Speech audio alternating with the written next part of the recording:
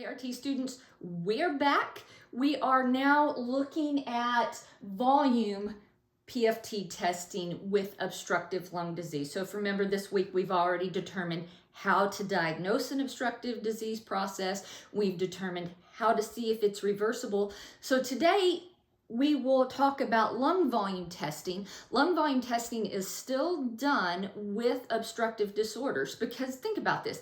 If the patient can't get the air out, it's stuck in their chest, right? That's why you see the barrel chest on COPD patients, okay? That's due to air trapping. So how much air trapping do we have? Well, we have to do lung volume testing. So there are 3 tests: the nitrogen washout, helium dilution, and body plasmography.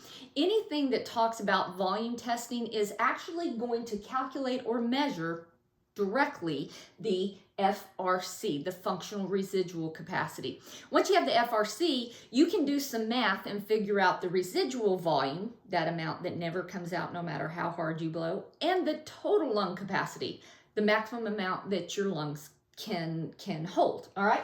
So all you have to do when we're talking about lung volume testing, look for the RV, FRC, and TLC. Okay, if they're bigger than predicted or larger than predicted, that's because the patient's trapping all that air. And it would make sense that the values are much higher than predicted, okay? Now, one thing you can specifically do for air trapping is take the RV on their pre-bronchodilator and divide it by the TLC. That gives you the RV to TLC ratio. Let me show you. All right, here we go. Now we're looking at lung volume, FRC, RV, TLC. This is what the computer said they ought to do.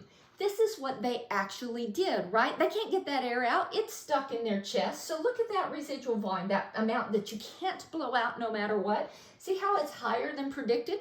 Well, that's air trapping, which makes the FRC higher than it's supposed to be. That's air trapping. And the TLC is really high too. That's air trapping. Actually, it's called hyperinflation, but the NBRC exams for the entry-level test is not going to make that distinction.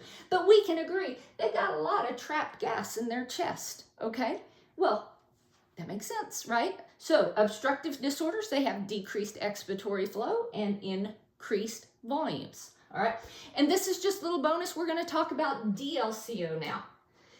DLCO tells us how well gas diffuses across the AC membrane. We use carbon monoxide because it's taken up just the same way oxygen is.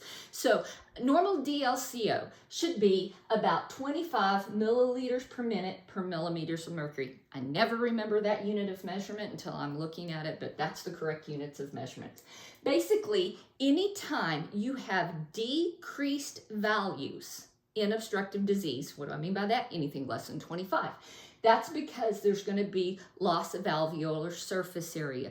The only obstructive disorder that does that is emphysema, okay? Because we have destruction of the alveolar capillary membrane. All right, so again, we're coming back to our PFT. We have determined with the FEV1 divided by FVC that they are 50%. That's our obstructive disorder. We had determined by post minus pre divided by pre that they were not reversible. We have confirmation that we're air trapping. And now if we look at this DLCO, it's supposed to be 25. But this guy, he was 15, okay? That's low. That's loss of surface area. So I asked about history on this patient, and they say, oh, well, this is a 70-year-old male that has smoked 3 packs of cigarettes for the last 40 years. Makes sense that he has COPD, right? It's not reversible with the bronchodilator, so that means no bronchospasm. That means everything's in the alveoli. So this is probably leaning towards an emphysematic diagnosis. Anyway, so that's it for this week's HQ Fast 5. Join me next week and we will talk about PFTs and restrictive disorders. See you soon.